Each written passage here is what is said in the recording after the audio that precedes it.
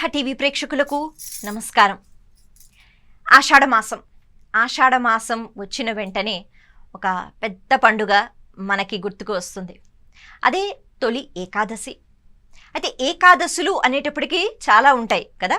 సంవత్సరం అంతా ఏకాదశి వ్రతాన్ని ఖచ్చితంగా మనిషి అన్నవాడు పాటించి తీరాలి అని మన శాస్త్రం చెప్తోంది.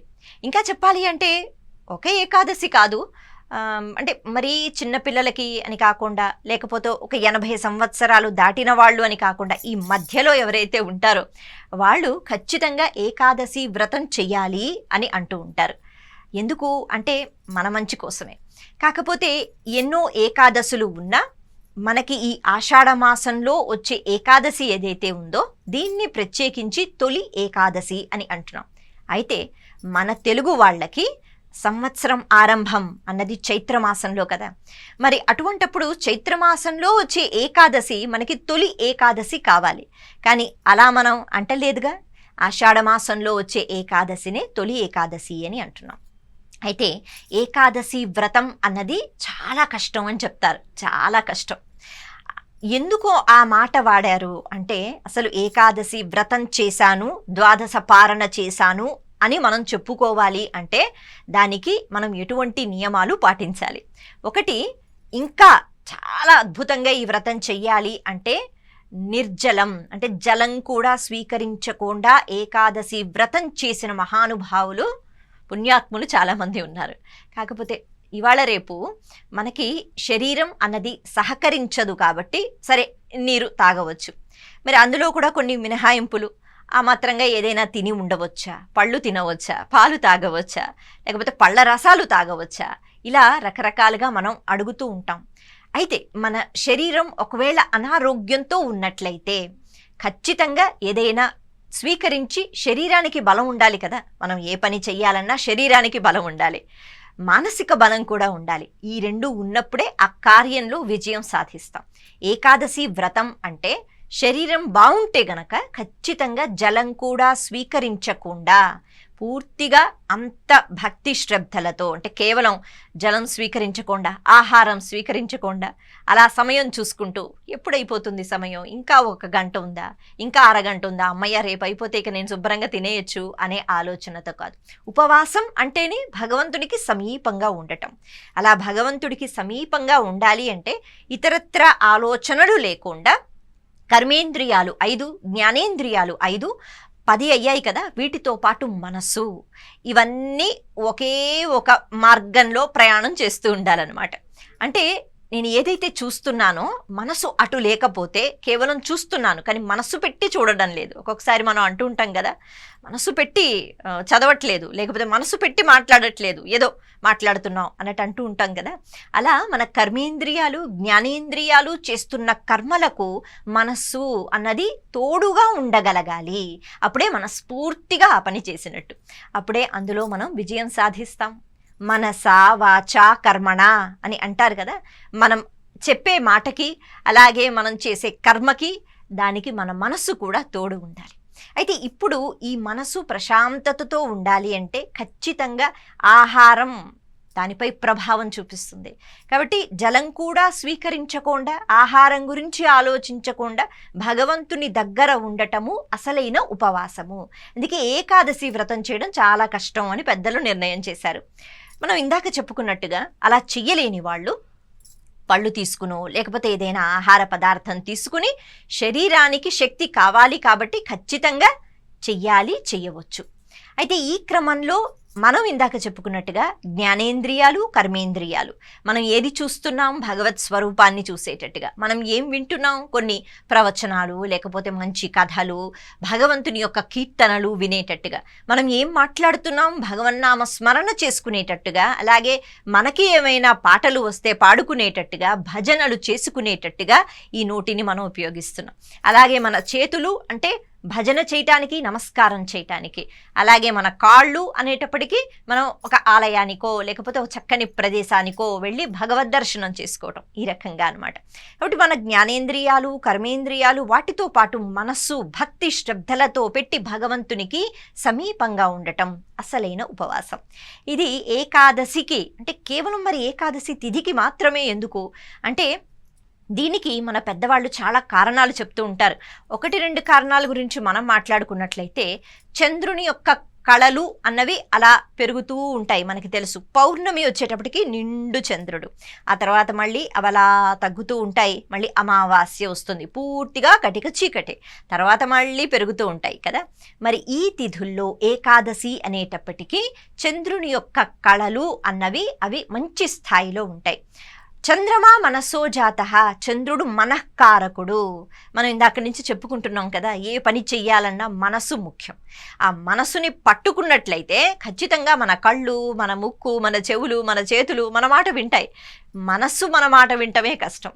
అంటే ఇలా చంద్రుని యొక్క ప్రభావం మనసుపై ఉంటుంది. కాబట్టి చంద్రుడు ఏకాదశి రోజు ఏ కళతో అయితే ఉంటాడో అది మనసు పైన చక్కని ప్రభావం చూపిస్తుంది. కాబట్టి అది అనుకూలమైన రోజు కదా. మనకి ఆ రోజు అనుకూలంగా ఉంటే ఒక పని చేయటానికి ఆ రోజు చేస్తేనే ఆ పని బాగుంటుంది. ఇంకొక రోజు పెట్టుకున్నామా, అనుకూల పరిస్థితులు లేకపోవచ్చు. అంతేకాకుండా ఇంకొక విషయం కూడా చెప్తారు. ఈ ఏకాదశి తిథి రోజు చంద్రుడు, సూర్యుడు, అలాగే భూమి ఒకే ఒక మార్గంలో ప్రయాణం చేస్తాయని చెప్తూ ఉంటారు. అంటే ఖగోళ శాస్త్రం దీనికి సంబంధించిన మాట ఇది. అంటే అవి ఊర్ధ్వముఖంగా అలా ఉంటాయి అన్నమాట, సమాంతరంగా ఉంటాయి. అంటే ఊర్ధ్వముఖ చలనము మన మనసు నిలబడడానికి, మళ్ళీ మనం ఈ భూలోక సంచారం చేసేటట్టుగా, మళ్ళీ పుట్టకుండా ఉండేటట్టుగా, పైలోకాలకి చక్కగా వెళ్ళిపోవడానికి, అంటే ముక్తిని మోక్షాన్ని పొందడానికి ఏకాదశి తిథి అన్నది ఇది చాలా అనుకూలంగా ఉంటుంది అని పెద్దలు నిర్ణయం చేశారు. కాబట్టి ఎన్నో తిథులు ఉన్నా మనసుని అలా మనం పట్టి ఉంచాలి అంటే దానికి అనుకూలంగా ఉన్న తిథి ఏకాదశి అంటారు. అలాగే మనం ఇందాక చెప్పుకున్నట్టు 5 జ్ఞానేంద్రియాలు, 5 కర్మేంద్రియాలు, ఒక మనస్సు, ఈ 11 ఈ ఏకాదశి తిథికి దీన్ని అలా పోలుస్తూ ఉంటారు. మరి ఇన్ని ఏకాదశులు ఉన్న తొలి ఏకాదశికి ఎందుకు ప్రత్యేకత? మనకి ఒక సంవత్సరం దేవలోకంలో, అంటే దేవతలకు పైలోకంలో ఒక రోజుతో సమానం అని చెప్తూ ఉంటారు. ఇలా మనకైతే తొలి ఏకాదశి అంటే చైత్రమాసం నుంచి సంవత్సరం మొదలు, కానీ అక్కడ దేవతలకి సంబంధించి వాళ్ళకి పగలు రాత్రి అన్నది ఉన్నప్పుడు వాళ్ళకి తొలి ఏకాదశి ఏదైతే ఉంటుందో అది ఈ ఆషాఢ మాసం ఏకాదశి అని చెప్తారు. కాబట్టి మనం ఏది చేసినా భగవంతుడికి కృతజ్ఞతా భావనతో, లేకపోతే మన కష్టాలు భగవంతుడికి చెప్పుకోవడానికి. అందుకే అక్కడ ఏకాదశిని ఇక్కడ మనం తొలి ఏకాదశి అంటున్నాం. ఇది ఒక రకంగా మాట్లాడుకుంటే బోల్డ్ అని నిర్వచనాలు మనకి కనిపిస్తూ ఉంటాయి. ఇంకొకటి ఏంటి అంటే, స్వామివారు శ్రీ మహావిష్ణువు స్థితికర్త. ఆయన మనం విష్ణు సహస్రనామాల్లో చదువుకుంటూ ఉంటాం కదా, మొట్టమొదటి నామమే విశ్వం, ఆ తర్వాత నామం విష్ణువు అయిపోయింది. ఈ 2 నామాలలోనే మొత్తం తత్వం దాగి ఉంటుంది. శ్రీ మహావిష్ణువు ఆయన అంతటా ఉంటాడు. ఎక్కడ ఉంటాడు? విశ్వం అంతా ఉంటాడు. విశ్వమంతా ఎవరైతే నిండి ఉంటాడో ఆయనే శ్రీ మహావిష్ణువు. అంటే ఒకటి విశ్వమంతా ఉంటాడు అన్నది పూర్ణత్వం. ఈ భావన ఎలాగైతే చెప్తున్నామో, కేవలం ఒక స్థలంలోనే ఉంటాడు, అక్కడే ఉంటాడు, ఇంత సమయమే ఉంటాడు అన్నది లేకుండా ఎప్పుడూ ఉంటాడు. కాలంతో పాటు అలా ఉంటాడు. కాలంతో పాటు వచ్చి వెళ్ళిపోయేవి జీవులు, ప్రకృతితో మార్పులు. కానీ ఇక్కడ మాత్రం శ్రీ మహావిష్ణువు అంతటా ఉంటాడు, ఎక్కడ పడితే అక్కడే ఉంటాడు, పూర్తిగా నిండిపోయి ఉంటాడు. అంటే వ్యాపకత్వం, పూర్ణత్వం, వ్యాపకత్వం, ఈ 2 విశ్వం విష్ణువు అని అంటున్నారు. అటువంటి శ్రీ మహావిష్ణువు ఆయన నిద్రలోకి వెళతారట. మరి ఆయన నిద్రిస్తే ప్రతి పదార్థంలోని నిండి ఉన్న శ్రీ మహావిష్ణువు లేకపోతే చైతన్యం ఎక్కడొస్తుంది? ముఖ్యంగా మనకి, అంటే జీవులకి, అందులోనూ మనుషులకి. మనం నిద్రలేస్తాం కదా, నిద్రలేచిన దగ్గర నుంచి చకచకా మన పనులన్నీ మనం చేసుకుంటూ ఉంటాం రాత్రి పడుకునేంత వరకు. ఆ తర్వాత మనకి ఇంకా ఓపిక ఉండదు, మళ్ళీ నిద్రలేచి మళ్ళీ పడుకునేంత వరకు. కాబట్టి ఆ నిద్రలేచి పడుకునేంత వరకు ఉన్న స్థాయిని మనం జాగృత్ అని అంటున్నాం. ఆ అవస్థని జాగృత్ అవస్థ అంటున్నాం. జాగృత్లో చేసే ప్రతి పనికి కావలసిన శక్తి, అందులో దాగి ఉన్న చైతన్యం, అందులో దాగి ఉన్న కదలిక శ్రీ మహావిష్ణువు. ఆయన లేకపోతే మనం ఏ పని చెయ్యలేము. అందుకని భగవంతుడు కారణం. అయితే అంతటా అలా నిండి ఉండి మనలో చైతన్యానికి కారణమైన శ్రీ మహావిష్ణువు ఎందుకు పడుకుంటాడు అంటే, మనం పడుకునే నిద్ర శ్రీ మహావిష్ణువుది కాదు. ఆయన్ని అలా పడుకున్నప్పుడు నిద్రా ముద్ర అని అంటారట. అంటే ఒక ముద్రలో ఉండటం అంటే ఒక భంగిమలో ఉండటం కదా. శ్రీ మహావిష్ణువు నిద్రపోయినట్టుగా ఒక ముద్ర పెట్టుకుని ఉంటారు ఒక 4 నెలలు అని అంటారు. అలా ఆషాఢ మాసంలో వచ్చే ఏకాదశి, తొలి ఏకాదశి, ఆ ఏకాదశి రోజు శ్రీ మహావిష్ణువు నిద్ర ముద్ర వహించి ఉంటారు ఒక 4 నెలలు. కార్తీక మాసంలో వచ్చే ఏకాదశికి ఆయన మళ్ళీ ఈ నిద్ర ముద్ర నుంచి బయటకి వస్తారు. దాన్ని ఉత్థాన ఏకాదశి అని అంటారు. అయితే ఈ 4 నెలలు ఉపాసనా కాలము. ఎందుకు ఉపాసనా కాలం? ఎందుకంటే శ్రీ మహావిష్ణువు పడుకుంటున్నారా, సరేలే ఆయన పడుకుంటున్నారు కాబట్టి మనకి నచ్చినట్టుగా మనం ఉండవచ్చు అన్నది కాదు. ఇక్కడ నిద్ర అనే ముద్రతో కళ్ళు మూసుకుని ఇంకా తీక్ష్ణంగా మన మనసులోకి దూరి స్వామివారు చూస్తూ ఉంటారు. అంటే మనం బయట ఎలా ప్రవర్తన అన్నది మనది ఉన్నా లోపల మనసులో ఏం ఆలోచించుకుంటున్నాం మనకే తెలుసు. బహుశా అందరూ గుర్తించలేరు, కొంతమంది కనిపెట్టేస్తారు ఇలా కనిపిస్తున్నాడు కానీ లోపల ఏమనుకుంటున్నాడు అని. కానీ అందరి వల్ల కాదు కదా.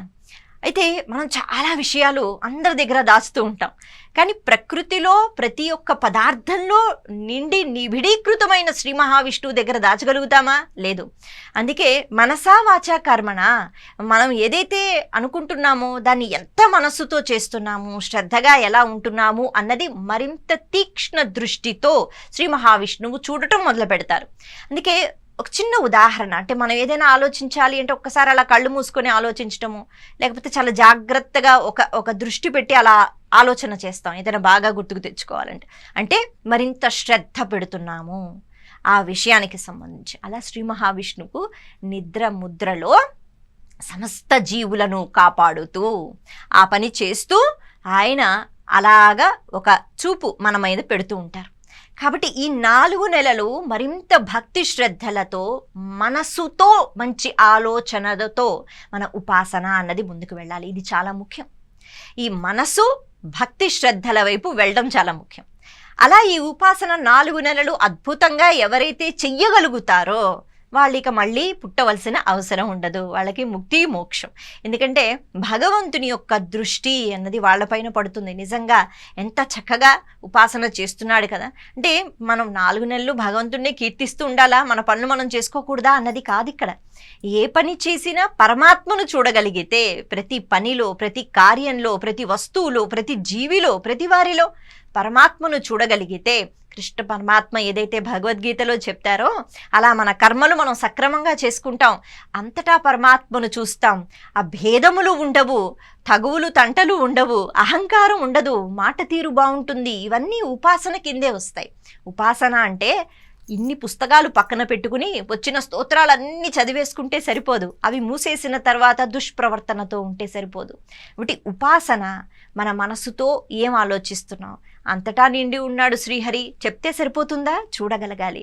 అందుకని ఈ భావాలు ఎలా ఉన్నాయి, ఈ జీవుడు ఎలా ప్రవర్తిస్తున్నాడు అన్నది భగవంతుడు చూస్తాడు. ఆయన చూస్తున్నాడు అనే ఆలోచనతోనైనా, ప్రేమతోనైనా, భక్తితోనైనా, లేకపోతే భయంతోనైనా ఉపాసన చెయ్యగలగాలి. అందుకే ఈ 4 నెలలు మనం ఏ ఉపాసన చేస్తామో దానిపైన భగవంతుని యొక్క దృష్టి చాలా ఎక్కువగా ఉంటుంది. కాబట్టి ఈ 4 నెలల్లో తొలి అంటే ముందు వచ్చే నెల ఏదైతే ఆషాఢ మాసంలో వచ్చిన ఏకాదశి అని అంటున్నాం కాబట్టి ఏకాదశి వ్రతంతో ప్రారంభం కాబట్టి తొలి ఏకాదశి. ఇది కూడా ఒక నిర్వచనం. అంటే ఈ రకంగా కూడా చెప్తూ ఉంటారు. అలా యోగ నిద్రలోకి వెళ్ళి స్వామివారు చూస్తున్నారు. అందుకే మన ప్రవర్తన ఎలా ఉండాలి? శ్రీహరిని ఇష్టపడిన వాళ్ళు కేవలం కోరికలతో భగవంతుడి వెంట తిరగడం కాదు, భగవంతుడిని అంతటా చూడగలగాలి. అలా చూసిన వారు అలాగే ఏ పరిస్థితి వచ్చినా భగవంతుడు నాకిచ్చింది ధైర్యంగా ఎదుర్కొంటాను, లేకపోతే ఈ సమస్యకి సమాధానం ఏ విధంగా దొరుకుతుందో ఓర్పుతో, సహనంతో, ఎవరిని నిందించకుండా, ఎందుకంటే మన కర్మలకు మనమే కదా కారణం, అవన్నీ నేను చేసుకోగలుగుతాను అని శ్రీకృష్ణ పరమాత్మను లేకపోతే శ్రీ మహావిష్ణువును మనస్ఫూర్తిగా మనం కోరుకున్నట్లయితే అది అసలైన ఉపాసన. ఈ ఉపాసనలో భగవంతుని యొక్క దృష్టి మరింతగా ఉంటుంది కాబట్టి చాలా జాగ్రత్తగా భగవంతుడు మనల్ని చూస్తూ ఉంటాడు. ఈ అవగాహన మనకు ఉండాలి, ఈ ఆలోచన ఉండాలి. అందుకే తొలి ఏకాదశి ఒక పెద్ద పండుగ అన్నమాట. ఇక్కడి నుంచి చాతుర్మాస్య దీక్ష అని అంటారు. 4 నెలలు స్వామివారు నిద్ర ముద్రలో మనల్ని చూస్తూ ఉంటారు. కాబట్టి మరింతగా మన ఉపాసన అన్నది పెంచుకోవాలి, మరింతగా పరమాత్మను అర్థం చేసుకోగలగాలి, మరింతగా పరమాత్మ ఏం బోధిస్తున్నారో తెలుసుకోగలగాలి. అందుకే తొలి ఏకాదశి అన్నది ఒక పెద్ద పండగ. అలాగే ఏకాదశి మనం ఇందాక చెప్పుకున్నట్టుగా శరీరం సహకరించకపోతే, బాధతో అనారోగ్యంతో ఎప్పుడెప్పుడు తింటామా అనే ఆలోచనతో ఏకాదశి వ్రతం చెయ్యకూడదు. శరీరం నిలబడేటట్టుగా ఆ మాత్రంగా ఏదైనా సేవించి అప్పుడు ఏకాదశి వ్రతం చెయ్యవచ్చు. అంటే ఎవరి శరీర తత్వం ఎలా ఉంటుందో తెలియదు కదా, దాన్ని బట్టి ఈ ఉపవాసం అన్నది చెయ్యాలి. కేవలం ఆహారం త్యజించటం కాదు, మన భావాలు, మన ఆలోచనలు అవన్నీ కూడా బాహ్య ప్రపంచానికి ఎలా అయితే అవి చుట్టూ తిరుగుతూ ఉంటాయో అలా తిరగకుండా కేవలం స్వామివారు చుట్టూ తిరిగేటట్టుగా మనం ఉండగలగాలి. అది అసలైన ఉపవాసం. మరొక్కసారి మీ అందరికీ తొలి ఏకాదశి శుభాకాంక్షలు. నమస్తే.